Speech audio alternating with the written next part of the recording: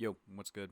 So I was talking with some of my locker room guys, and the question came up: if you had to build around Buddy, who would you do it with? And if you had to win a championship, what would the lineup look like around Buddy Hield? There were a few qualifications that our lineup had to meet. One was that Buddy Hield had to be the first scoring option and take at least 20 shots a game. The second was you can only have one superstar. Now, the lineup I decided on was one that was decided on by multiple people, but a lot of it came from me. Shout out Roji, shout out Aki, shout out Rose, shout out Nazir, I think was in there too. Shout out the locker room guys. So, the point guard for this lineup is going to be Chris Paul. He's a great playmaker, probably a top 3 passer in the league. A great defender still. He can shoot the mid, the 3, finish. He fits well with our franchise star, Buddy Hield. He can set him up really well. He can create his own shot if he needs to. He's a good ball handler. He is an elite point guard. All right, then the shooting guard, the star of the team, the greatest player of all time, Buddy Hield. He's not a god-awful defender. He's an elite shooter if given the opportunity, or at least has been in the past this season. He's not doing as great as he has in the past, but he's still producing. He's not really a ball handler. He's not going to create isolation points most of the time. But what he is good at is shooting. And if we are giving him 20 shots a game, well, he better shoot well. That's really all that there is to Buddy Hield. Shooting.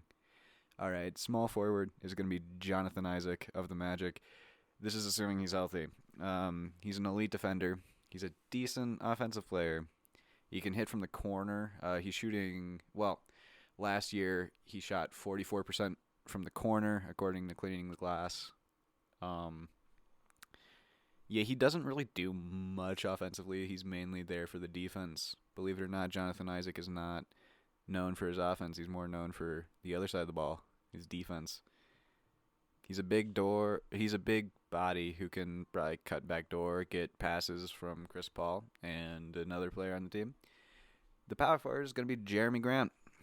He's an elite defender, great shooter. He has shot 40% from 3 for the past few seasons. He has been very good for the Pistons this season. Still a great defender, great shooter.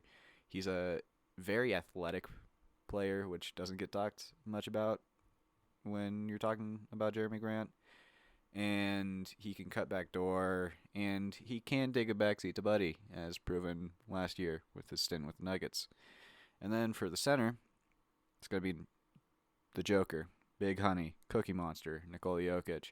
He's a fantastic passer, top 3 in the league in my opinion.